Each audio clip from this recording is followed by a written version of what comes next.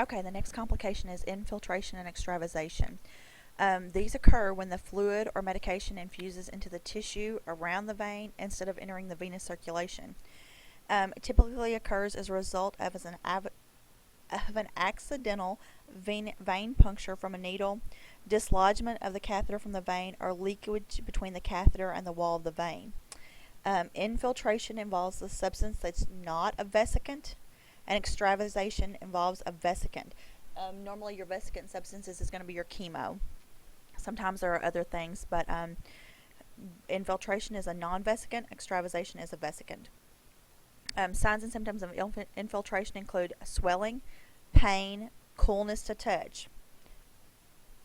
It's usually graded on a scale from 0, where there are no symptoms, to a 4 that presents with a translucent or blanched tight skin, leaking around the insertion site, usually identified by wet dressings, and edema measuring greater than 6 inches, moderate to severe pain.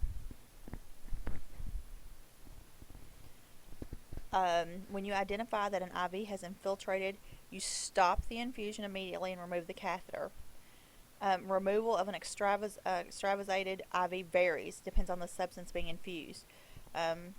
Treatment depends on the severity of the infiltration and whether the substance was a vesicant or a non-vesicant. So remember that. If it's just an IV infusion that is infiltrated, you stop it immediately, remove the catheter.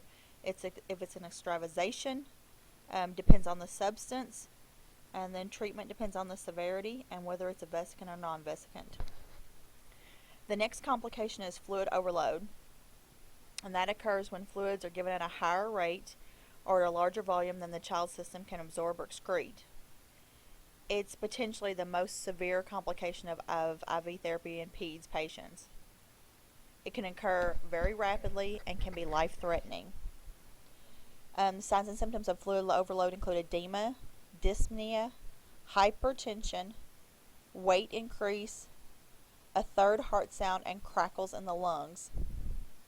So you have to carefully monitor the child, and you have to notify the practitioner immediately if there's any change in the child's status. You should also check the flow rate frequently and make sure that you're using the volume control set or an infusion pump. And like I said, I am almost positive that you do not use a free flow catheter set or a drip set on a PEDS patient anymore. It has to be on a pump.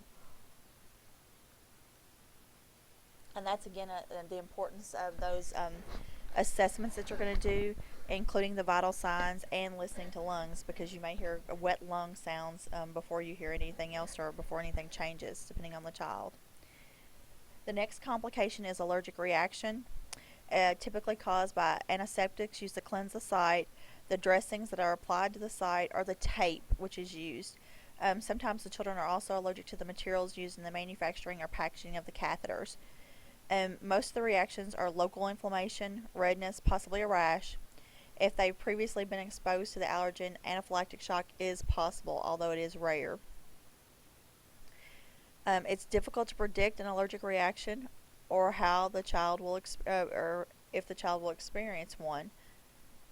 You can ask the parents whether the child has any known allergies or ever had any previous reactions. When possible, you make sure that you use latex-free gloves and equipment, including the IV catheter. Early identification and prompt interventions can prevent minor complications from becoming serious ones.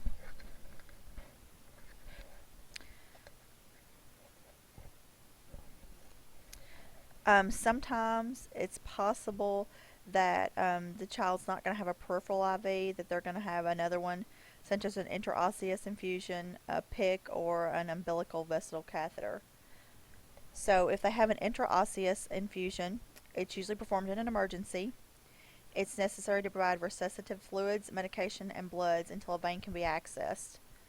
An intraosseous needle, if one isn't available, a 16 gauge or a 19 gauge straight needle, and it's placed in the medullary cavity of the bone, usually at the distal end of the femur or the proximal or distal ends of the tibia. The IV solution is then infused directly into the cavity, which is rich in blood. On page 310, there's a picture of an intraosseous infusion. The bone marrow serves as a non-collapsible vein. The fluids infused directly into the marrow cavity, rapidly enters the circulation because of all the venous sinusoids. Here it's in the patient's tibia.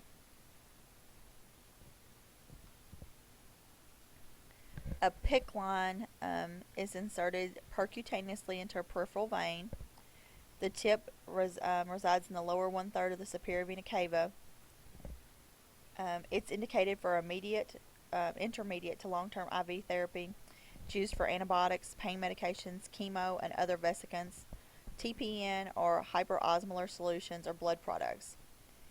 It may also spare the child's peripheral veins and limit the pain of repeated needle sticks, which is traumatic for children.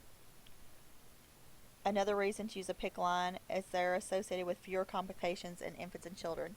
They cannot be as easily removed or manipulated.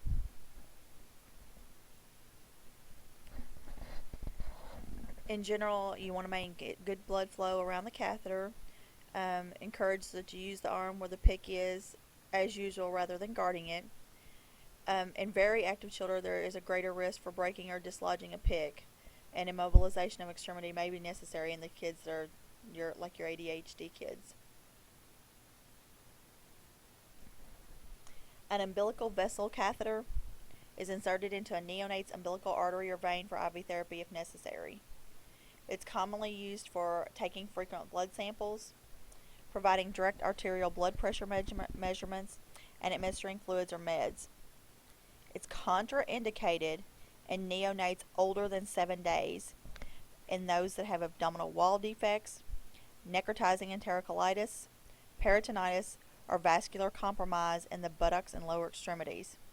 So remember that. Those are contraindications for an umbilical vessel catheter. It may also be inserted to administer fluid and meds or venous access for exchange infusions. It's typically the first choice of intravascular access and neonatal resuscitation.